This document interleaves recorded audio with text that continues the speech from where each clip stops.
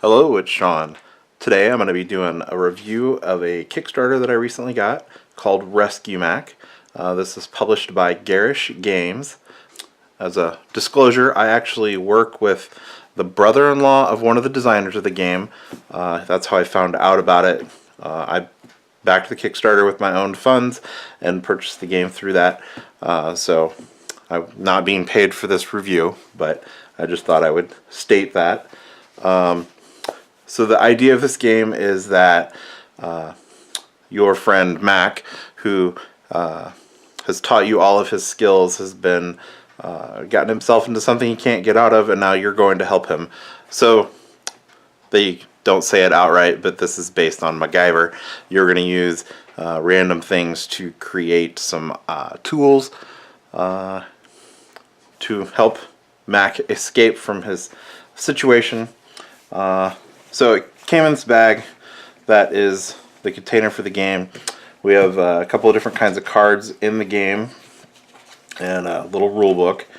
I backed this at the 8-player level, so I also have a second set.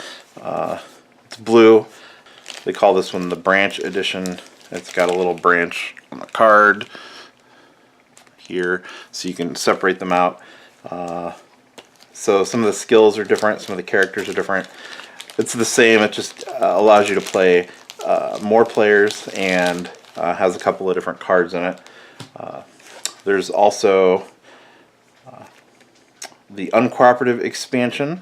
This makes it so that you are competing team versus team against each other. Otherwise, it's a cooperative game. I have not played this, so I can't really say a whole lot about it. And I'm not sure if this is available to order from their website. The game is available right now on pre-order, and I'll put a link to their website in the notes below. So I'm just gonna talk about the game a little bit. It's a Kickstarter, pretty low budget. I think I paid $15 for it. It was the level to get one game. The second was, I think it boosted it to 30, so it's pretty low cost. The cards are pretty decent quality. They're bright and colorful, so that's nice. The rule book is small. It has pretty much all the information you need to play, so that's nice. So it's overall, the quality of it is pretty decent. I'm not sure how well the cards will hold up in this bag. They came inside of a Ziploc bag, and I'll probably keep doing that because the rough texture of this bag on the cards, it might just wear them out a little bit quicker. A deck box might be a good addition too, as well, to keep the cards in good shape. So there's different kinds of cards. So you have item cards here, a variety of things. You have toothbrush, water bottle, jug, candle, lots of different stuff. These are the different items that you use to craft the items. And then you have fail cards. There's basic fails, and then there's some advanced fails. So basic fail is just in your inventory, which I'll show you in a minute, and they can be fixed and gotten rid of, put back into the deck. You have different advanced fails, which kind of step the game up. Some of them can't be fixed. This terminal fail, it's just there the whole time. Others do different kinds of things. So they're an add-on to make the game more difficult and add a little bit more variety.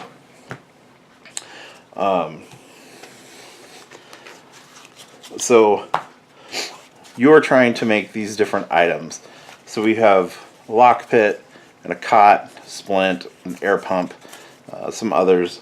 But you have to create these items out of the things that you are scrounging around for. There's 2 copies of each card, but what you need is just a little bit different. So the lockpick, one of them, you need a paperclip, a knife, and a shoestring. The other one, you need a paperclip, a knife, and a branch. So it gives a little bit of variety on how or what it takes to create the item. And they're called skills. I guess the skill is that you know how to make the lockpick out of these items. When you deal these out, you might end up with both yourself, but it's more likely that another player will have these one of the other. And so you're both trying to work towards creating the item. Once either player has created a lockpick, so if I had this item and somebody else had this one, I finish it, I can flip it over and it's crafted now. The other player can flip his over too because we have a lockpick.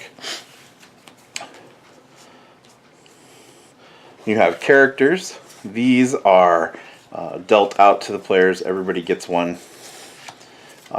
These have tradable items on them. So these are the items that if I have in my inventory, I can trade with another player.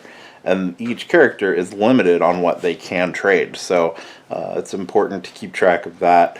And that helps you to pass stuff to get items that you need to complete. So if my opponent or one of my other players has a branch when I'm trying to complete this lockpick, but that's the last thing I need, I might be able to get it from him.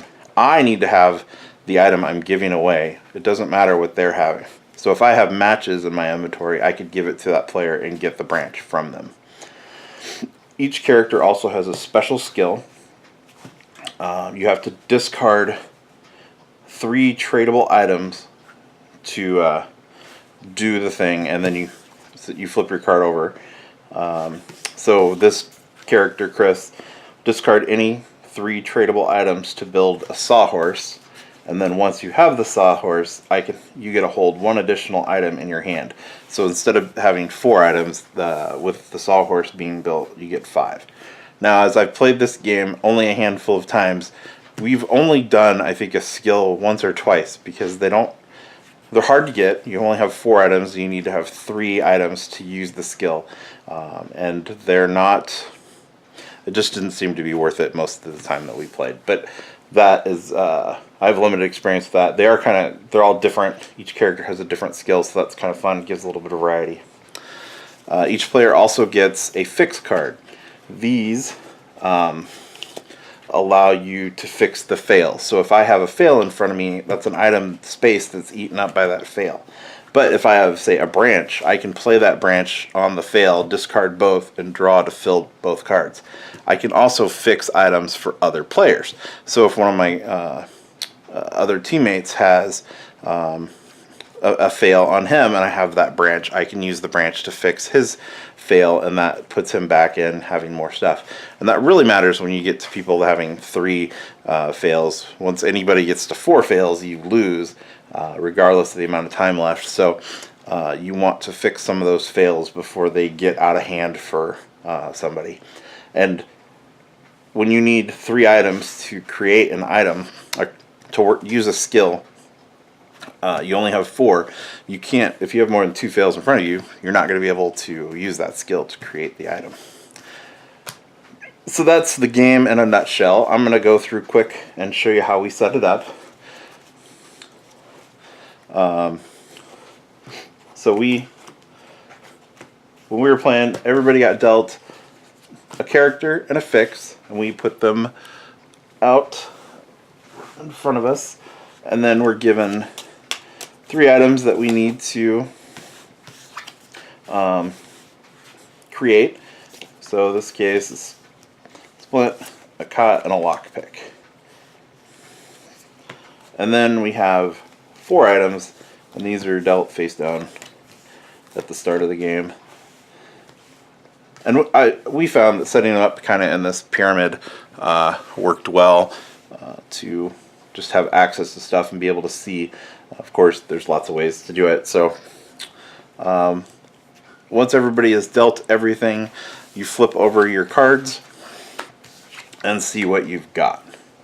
The things that I can do on my turn are I can trade. So Chris here, for example, he can trade a candle. So he can give this candle to another player and get an item in return. And probably you're going to try to get an item that's going to help him here or allow him to fix. I can go searching. So this candle actually isn't useful for any of the things I need to do.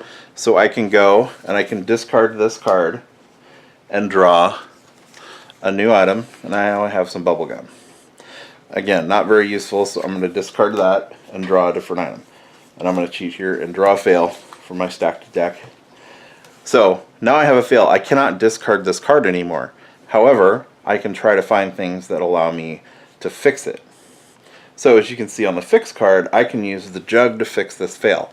So I can take this jug and discard the fail and the jug, and now they're gone, and I refill the items in my inventory. And again, you're limited to 4 items normally.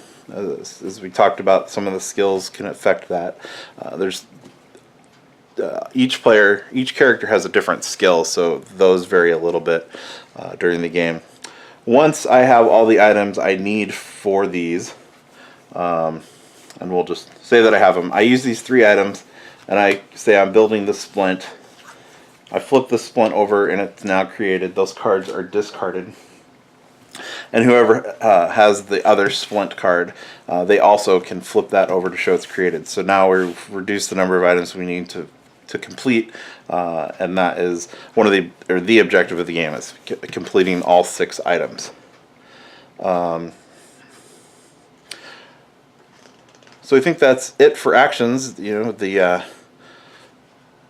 trade, search, build, and fix. And then once I've done this, obviously I fill my card back in and I start working on something else. The thing that throws this game a little bit of a wrench is it seems, oh, that's easy, whatever. Well, but you're limited to 10 minutes. There's a timer that's running, and you only have 10 minutes to complete the game. And it's not turn-based. I can go through as quick as I want. Everybody else is going through at their own pace, so we're all working together to try and complete the 6 items that need to be assembled within that 10-minute time frame. So it kind of gets a little hectic at times, but it's kind of fun. I need to be talking to my other teammates because, well, I need a shoestring to finish this lockpick. Does anybody have one? Can they trade it to me? Or I've got 3 fails out here. Hey, I need somebody to help me fix these fails. So it's a lot of fun. It's a good experience. We had some fun with it. One other thing, I guess, when this deck gets down and all the cards have been used, you just flip the deck over. You don't shuffle it, it just gets flipped and you start over. So that becomes your draw pile, and you are doing that. So that is the game in a nutshell. I had fun with it. It was a good game. I've played it a handful of times with some friends, and we enjoyed it. It takes 2 minutes to set up and 10 minutes to play it at most, so it's easy to get to the table. It's something that we've played at work over lunchtime, and we had some fun with it.